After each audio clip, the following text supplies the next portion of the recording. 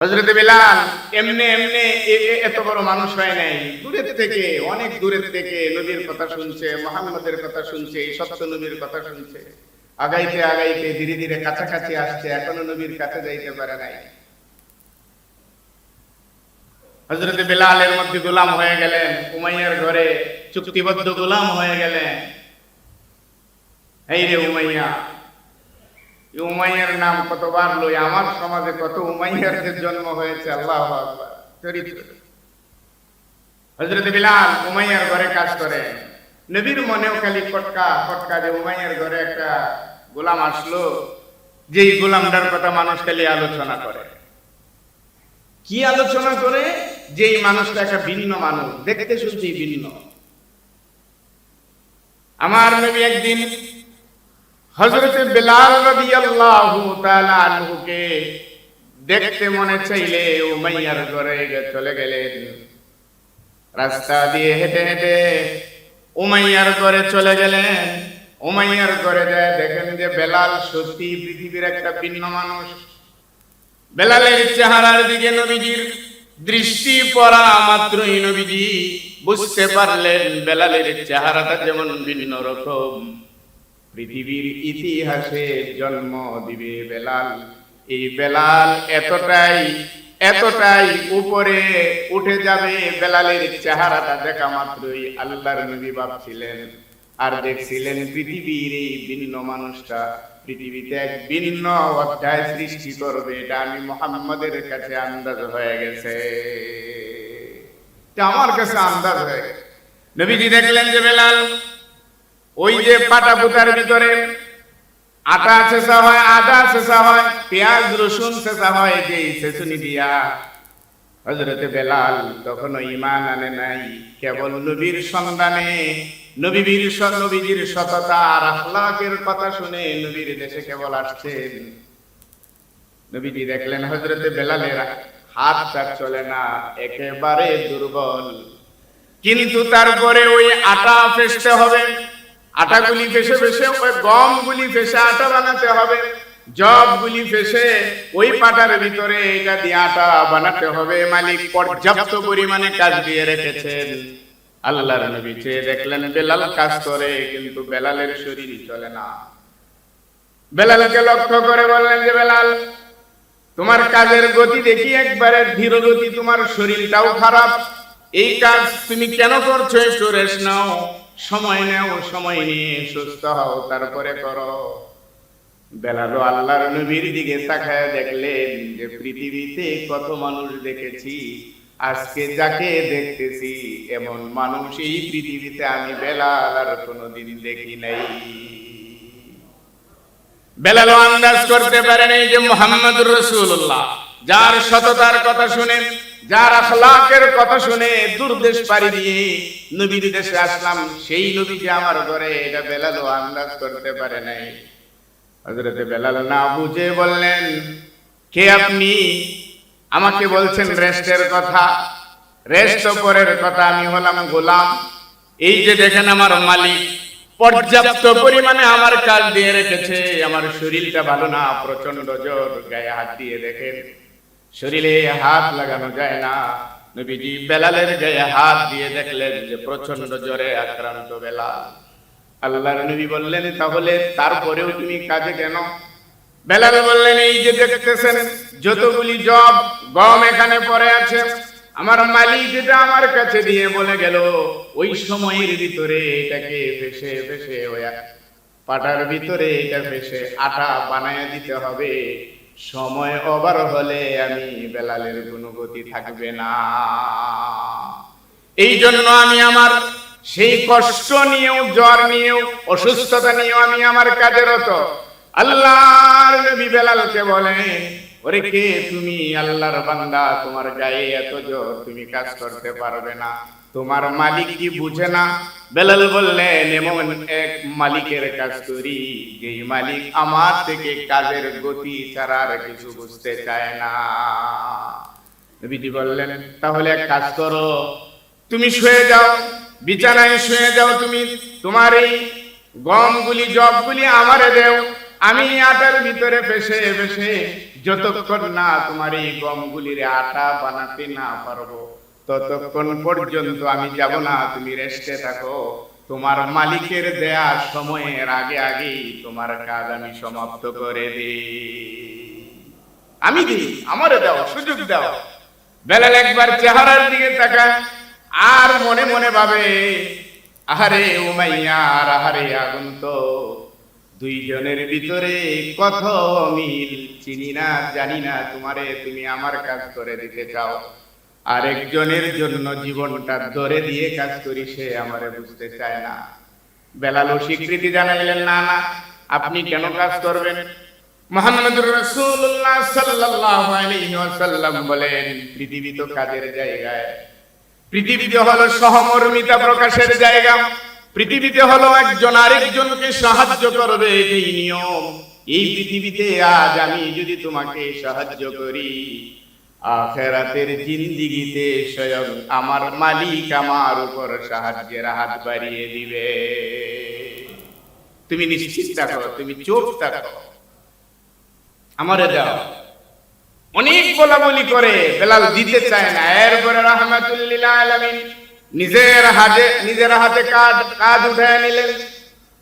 হযরত বেলাল ঘন্টার পর ঘন্টা যেই জম আর গমগুলিকে আটা বানাতে পারতেছিলেন না দুর্বলতার কারণে, এবার বিশ্ব নবীর হাতে যখন সেই পাটার শিল চলে আসলো, এবার গম আর জবগুলি পাটাতে দেওয়ার পরে ফেসা দেওয়ার আগে, ফেসনির আগেই আমার আল্লাহ তাআলা কুদরতে সব এই গম আর জবগুলিরে অল্প সময়ের ভিতরে আটায় পরিণত করে দিলে। বেলাল চাইতে দেখলেন যে হয় কি, এত ঘষি আটা বানাইতে পারি না, আর এই গম গুলিরে পাটার উপরে দিতে গমের ভিতরে প্রতিযোগিতা লাগা যায়, কে আগে ফেসে আটা হয়ে যাবে। সুবহানাল্লাহ। শুধু দেখলেন, আকৃষ্ট হয়ে গেলেন বেলাল। নবীজি এখনো পরিচয় দিলেন না, বললো যে ভাই তোমার কাজ তো শেষ হয়েছে? বললো হ্যাঁ শেষ হয়েছে। আমি যাই? যান, তুমি রেস্টে থাকো। কিন্তু বেলালের মনের ভিতরে আর কিসের রেস্ট, আগুন তো জ্বলে উঠেছে। তিনি আসছেন মুহাম্মাদের খুঁজে, তিনি আসছেন সত্য নবীর খুঁজে। মনের ভিতরে এখন তো শুধু খালি একের উপরে শুধুমাত্র আন্দাজ উকি দেয় আর বলে এই মানুষটাকে, এমন সুন্দর মানুষ ওই পৃথিবীর উপরে হতে পারে। ইথিওপিয়া পার হয়ে আসলাম, নিজের দেশ পার হয়ে আসলাম, মক্কায় কত মানুষের আচরণ দেখলাম, কিন্তু আজকে এমন এক ব্যক্তির আচরণ দেখলাম পৃথিবীর অন্য কোন মানুষের সাথে তুলনা করা যায় না। কে হতে পারে সে? মনের ভিতরে বারবার আল্লাহ তাআলা আল্লাহর রাসূলকে এমনটাই বানাইছিলেন, কোন কাজ দিয়ে মানুষ দূরে চলে যাবে না, কোন কথা দিয়ে মানুষ তার থেকে দূরে যাবে, ভেগে যাবে না, কোন দিক দিয়ে কোন একটা মানুষ মুহাম্মদের কাছে আসবে আর দূরে চলে যাবে, আল্লাহ তাআলা সাজাইছিলেন তিনাকে সেইভাবে। ওয়ালাউ কুনতা ফাযযাল গালিযাল কলবি লানফাদ্দু মিন হাওলিক, পৃথিবীর সবচেয়ে নরম আর উর্বর দিলের মানুষ হলেন মুহাম্মদুর রাসূলুল্লাহ সাল্লাল্লাহু আলাইহি ওয়াসাল্লাম।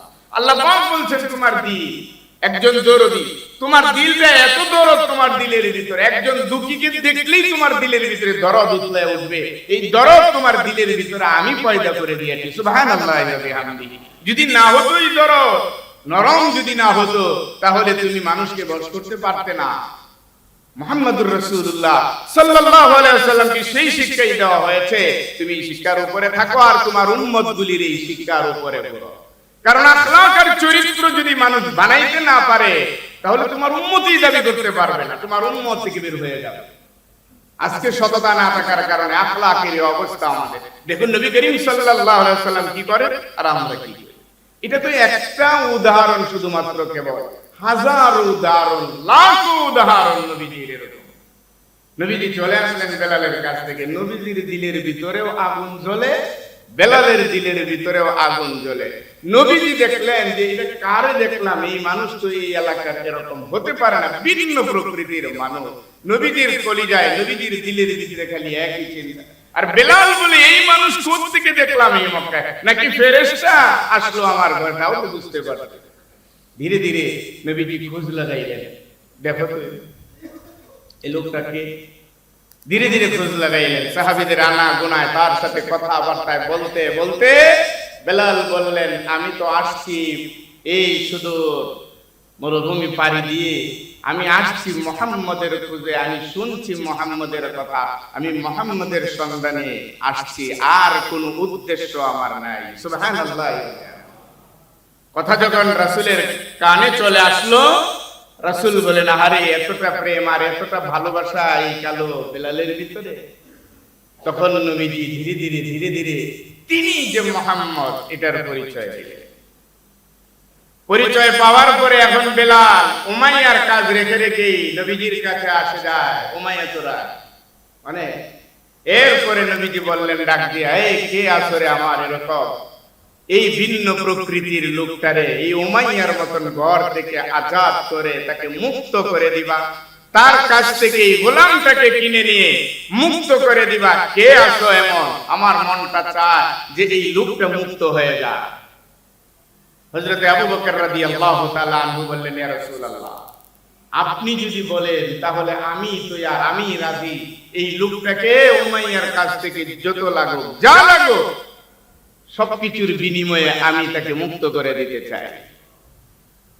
নবীজি বললেন, আবু বকর, আমারও দিলের ভিতরে তামান্না ছিল, কারণ আমি যেই লোকটারে দেখলাম এই লোকটা আজকে সাধারণ মনে হলেও আমি নবীজির কাছে তাকে অন্যরকম মনে হয়। পৃথিবীর ইতিহাসে নতুন এক ইতিহাস সৃষ্টি করবে আমি জানি।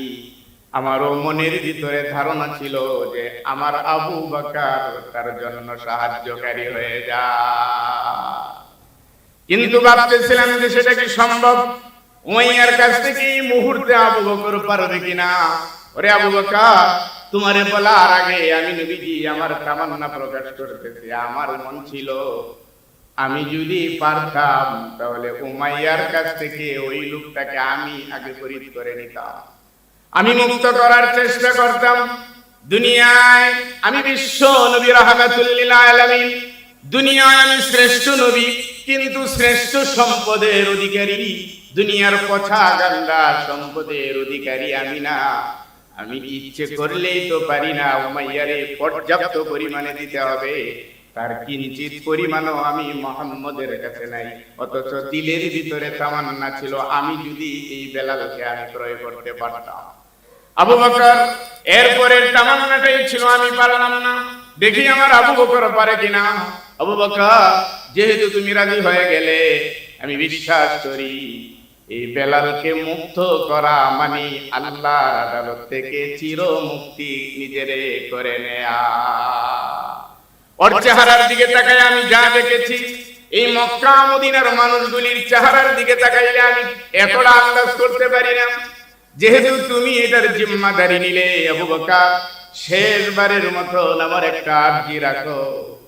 আবু বকর বললেন, ইয়া রাসূলুল্লাহ, ইয়া হাবিবাল্লাহ, এমন কি আরজি আছে বলুন, নিজেরে কুরবান করে দিতে আপনার জন্য আমি তৈয়ার। আল্লাহর নবীজি বলেন, আবু বকর, আরজিটা হলো বেলালকে আমি ক্রয় করতে পারি নাই, আমার সেই পরিমাণ সম্পদ ছিল না, আমি পারি নাই।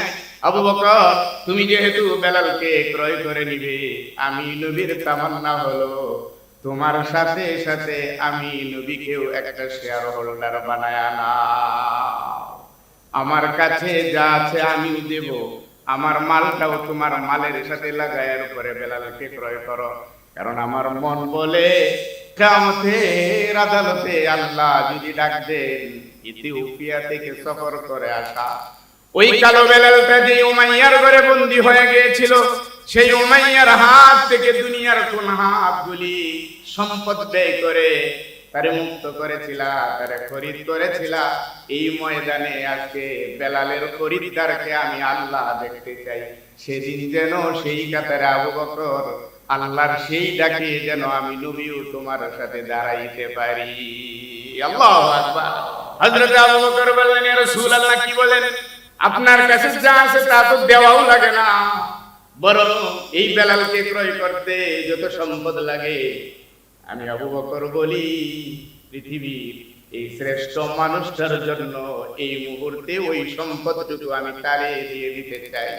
আল্লাহর নবী বললেন, না না না, দরকার নেই, আমার দেওয়া দরকার নেই, আমাকে তোমার সাথে শুধু রাখো, শেয়ার রাখো, দুইজন মিলে দাঁড়িয়ে যাব, তুমি খরিদ করো, আর আমার কাছে যা আছে আমি তা দিয়ে দিলাম। উমাইয়ার কাছ থেকে বেলাল ক্রয় করে নবীজি দরবারে যেই দিন প্রথম হাজির করে দিলেন, নবীজি বেলালের চেহারার দিকে তাকায়া তখন নবীজির চোখের পানি পড়ে। বেলাল হাওমাও করে কাঁদে আর বলে, আপনি মুহাম্মদ, কেন গেলেন আপনি আমার ঘরে? কেন গেলেন আমার ঘরে? কি জবাব দিব আল্লাহর কাছে?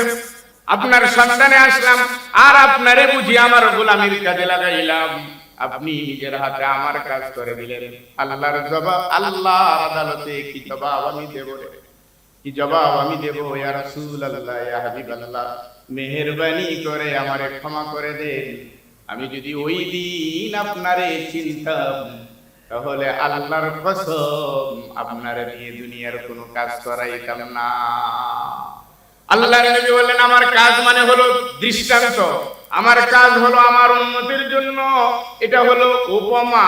আমি যদি কাজ না করি, আমি যদি দৃষ্টান্ত স্থাপন না করি, অন্ধকারে পড়ে যাওয়া আমার পিছনে আসা উম্মতগুলি আদর্শ থেকে শিখবে, ভদ্রতার, নম্রতার, সততা, কাজ কারে বলে, এগুলি থেকে শিখবে। বেলাল রে, আমি শুধু তোমারে কাজ করে দেই নাই, কিয়ামত পর্যন্ত আনেওয়ালা একজন সৎ চরিত্রবান মানুষের জন্য একটা উদাহরণ আমি রেখে গেলাম।